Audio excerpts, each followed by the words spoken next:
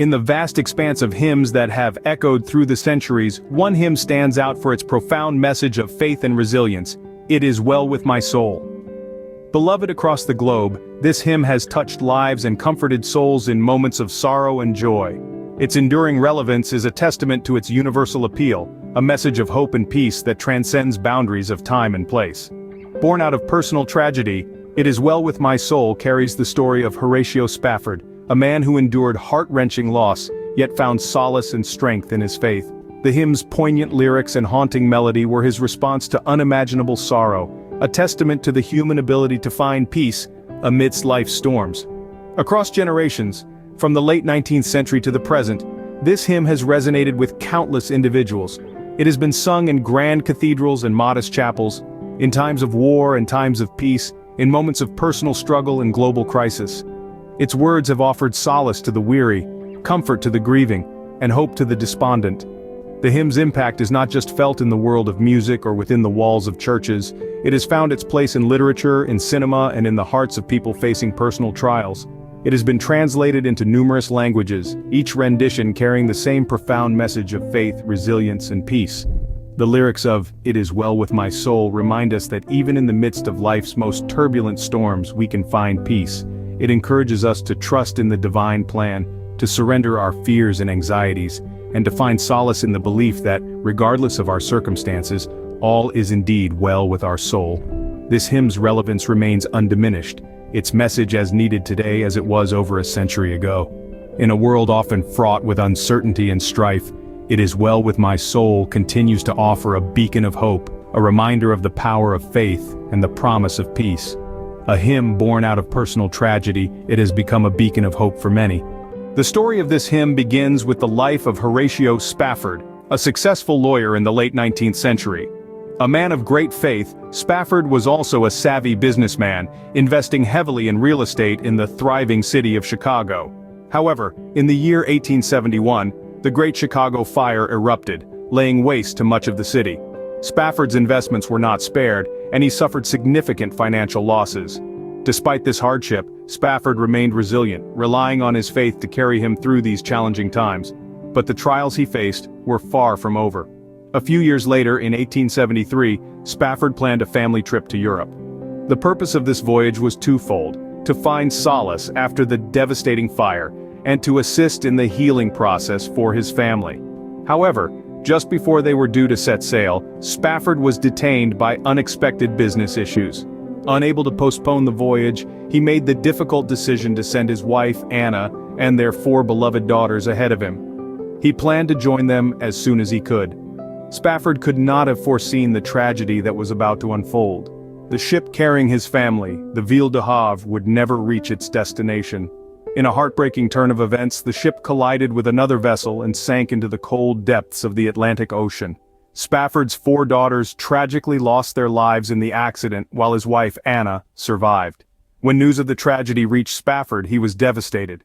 Yet in the midst of his sorrow, he held on to his faith. He embarked on a journey across the Atlantic to join his grieving wife, a journey that would lead him to pen the words to one of the most powerful hymns ever written. Little did Spafford know that the journey he planned for healing would lead to an even greater tragedy. In 1873, Anna Spafford and her 4 daughters embarked on their voyage to Europe on the ship Ville du Havre, while Horatio stayed back to attend to sudden business issues. In the heart of the Atlantic Ocean, the Ville du Havre, a vessel carrying the hopes and dreams of a family seeking solace, was suddenly struck by another ship. The collision was catastrophic. The once mighty vessel, the Ville du Havre, found itself entangled with the Loch Earn, an iron sailing vessel. The impact was so severe that the Ville du Havre began to sink, dragging with it the joy and aspirations of the Spafford family. Despite the crew's valiant efforts, the ship was beyond salvation. In less than 12 minutes, the Ville du Havre disappeared beneath the waves of the Atlantic, taking with it hundreds of lives. Among the lost were the 4 precious daughters of Horatio and Anna Spafford. These vibrant young lives, full of promise and potential, were abruptly extinguished, leaving behind a void that no earthly comfort could ever fill. Anna Spafford, the bereft mother, found herself floating amidst the wreckage, miraculously surviving the disaster that claimed the lives of her beloved daughters. Alone and heartbroken, she clung to a piece of the ship's wreckage, her world irrevocably shattered. The following days were a blur for Anna, a painful haze of grief and disbelief. She was eventually rescued and taken to a nearby ship. When she made it to dry land, she had the grim task of sending a telegram to her husband, who was still in America, unaware of the tragedy that had unfolded. With a heavy heart, she took a pen and wrote a message that would forever mark a moment of profound loss and sorrow in their lives. The telegram was short, just 2 words, but they carried the weight of her unbearable grief and the hollow echo of her loneliness. She simply wrote, "Saved alone." In the face of this unimaginable loss, Anna Spafford sent a 2-word telegram to her husband, "Saved alone." As Spafford sailed to meet his grieving wife, he passed near the spot where his daughters had lost their lives. It was in this moment of profound grief, as he sailed over the silent depths that had claimed his children, that something extraordinary happened. The pain that Spafford felt was immeasurable, a sorrow so deep it seemed to echo the fathomless ocean beneath him. Yet it was here, amidst the waves of grief, that he found an unexpected solace, a balm for his aching heart. He found it not in the comfort of worldly possessions, nor in the hollow words of consolation, but in his unwavering faith. In the quiet solitude of his journey, as the ship moved gently over the waters, Spafford began to pen words of a hymn.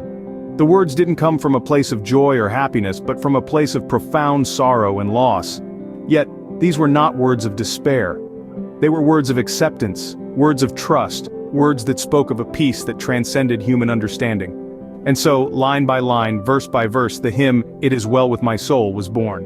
Each word was a testament to Spafford's faith, each phrase a declaration of his trust in God's plan.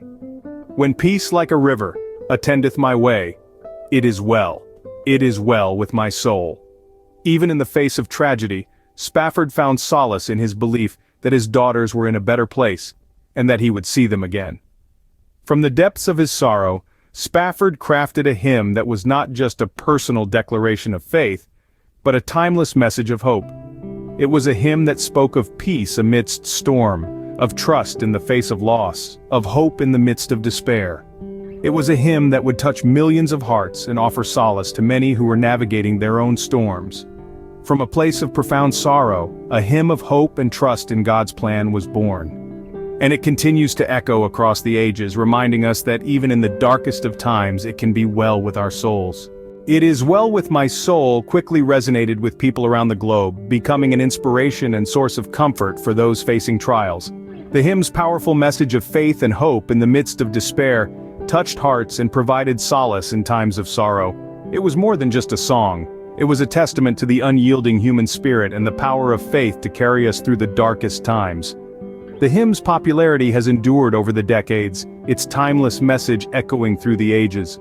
From the quiet whispers of prayer rooms to the grandeur of cathedral choirs, the words "It Is Well With My Soul" reverberate, offering comfort and peace. The hymn is not merely a song but a beacon of hope, a reminder that no matter the storm, faith can anchor the soul.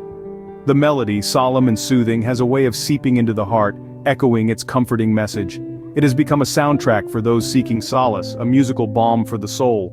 The hymn's profound lyrics, born from a heart heavy with grief yet steadfast in faith, continue to inspire, providing strength in the face of adversity.